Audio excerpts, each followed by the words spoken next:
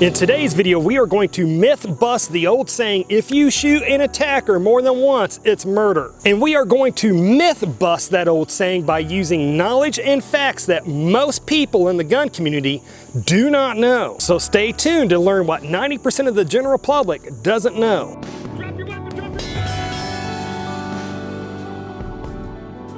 Be a survivor, not a statistic. Today you're going to learn why that long-standing old self-defense advice of if you shoot an attacker more than once, it's murder, you're going to learn why that advice is false advice. And then if you hear somebody actually say that, then you need to run in the opposite direction and never take self-defense advice from that person again. And for new viewers to this channel, I did 20 years as a police officer, and I unfortunately been involved in a self-defense police action shooting myself, and I am also a certified use of force instructor. So the information that I'm giving to you in today's video comes from real world experience. You've defended yourself against an armed attacker. Now you have to worry about prison and/or million-dollar lawsuits. For me and my family, I trust Firearms Legal Protection. From their 24-hour hotline, where you can call an actual attorney who will begin heading your way, to the expert attorneys they provide to fight for you in court. Use the link below to get a discount when you become a member. Now, first off, we need to thank viewer Nancy MR for today's video. She commented in a past video about how she has been told this bad advice to her, and I have heard it myself, so I thought, you know what, that'd be a good video to make. Now, the first reason that shooting a violent attacker, where it's legally justified for you to shoot that attacker, here's the first reason of why that does not automatically make it murder if you shoot him more than one time. Prosecutors, any prosecutor that's worth the law degree that he has, knows that it is very common for bad guys to absorb multiple rounds before they go down and stop their deadly assault on that self-defender. So just to kind of simplify that, a lot of prosecutors out there know that it is very common for bad guys to have to be shot multiple times before they go down, and they don't want to risk losing that trial to a jury.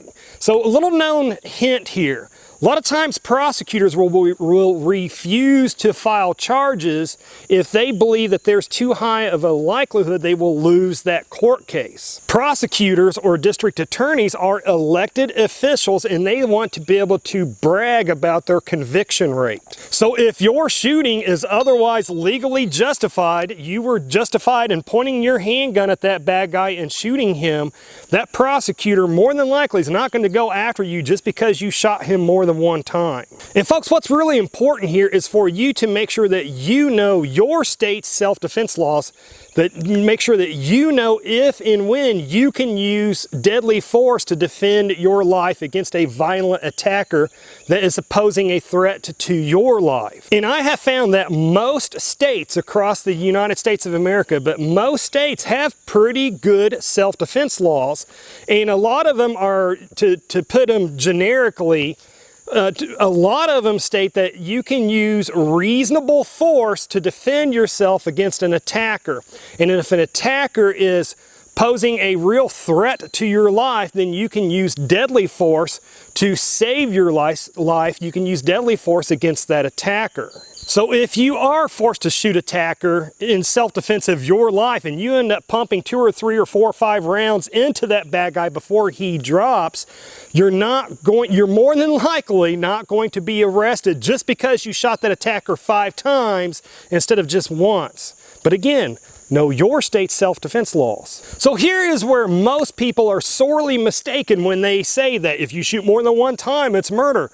Here's where most people are sorely mistaken on that. It's not if you shoot more than one time, it's if you shoot after that threat is over with. Let's use an example to kind of explain that. Let's say a bad guy comes up and approaches me and pulls a knife out on me and demands my money. And then I pull my handgun and I shoot him in self-defense. Now, it's very common for one handgun round not to drop an attacker immediately down. So let's say instead of him dropping down after I shoot him, he backs away. way he crumples down in pain and he drops his knife. Now that is a justified shooting, because after I shot him, he created some distance, he retreated, he dropped down, he dropped his knife. He's no longer posing that immediate threat to me. So as long as if I stop there and don't shoot him anymore once he backs away and drops his knife, then I am probably good.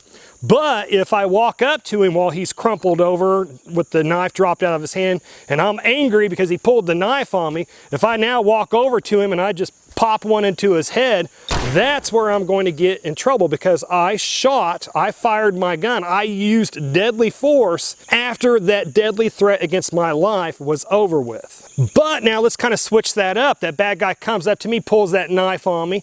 I shoot him, and instead of dropping down, he keeps coming towards me, and I continue to shoot him, and I end up shooting him 5, 6, 10 times before he drops. As long as I don't shoot him after he drops,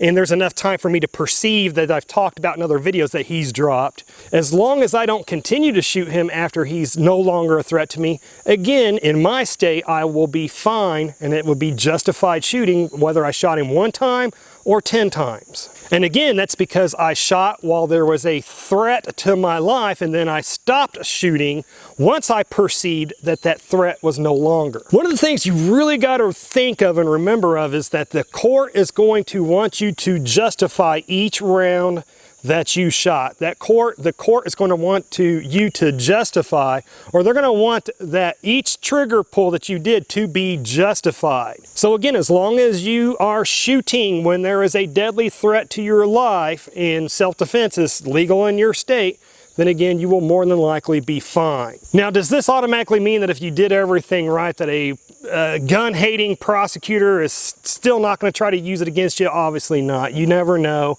especially if you live in a liberal city that's got a liberal gun-hating anti-self-defender prosecutor. They can always try to go after whoever they want to try to go after. But again, the reason why I'm telling you things like this in these videos is because the more that you know about these things, then the better equipped you are for if that moment of truth ever happens to you. Now, we also need to clarify this for this video, because it is not unusual for self-defenders to shoot bad guys a couple of times even after they hit the ground. And that is because these self-defense situations happen so quickly, so fast, they're so fluid, and you're having to make these split-second decisions, and then when your mind perceives, when you see something and your mind perceives it, your mind still has to send that signal to your trigger finger that you can quit pulling that trigger once that bad guy goes down. Unfortunately, it is not unusual for that bad guy to go down and for you to pump a few more rounds into him before your mind perceives that he is down and the threat is no longer, and you can quit pulling that trigger.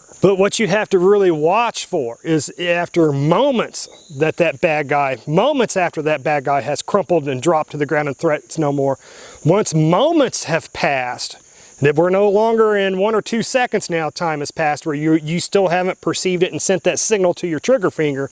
I'm talking once moments have passed and it would be obvious that you've had time to perceive that he's no longer a threat and to quit pulling the trigger.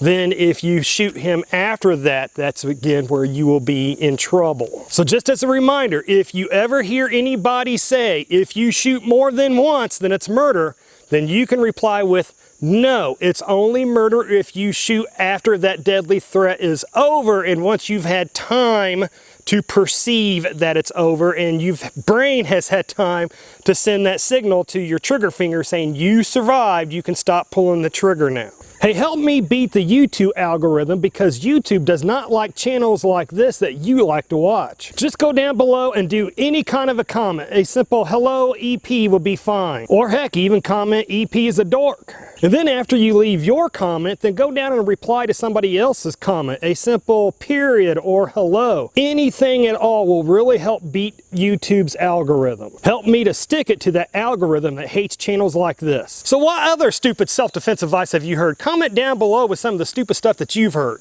And to make yourself a better and more informed self-defender, and to learn why this law that's common in several states in the United States can get you killed as a self-defender, then click on the video that should be appearing on the screen just about now to learn that powerful knowledge. All right, folks, this is enough internet for me today. I do need to go train, so peace out, Girl Scouts. Oh, And I pray that you have a good night.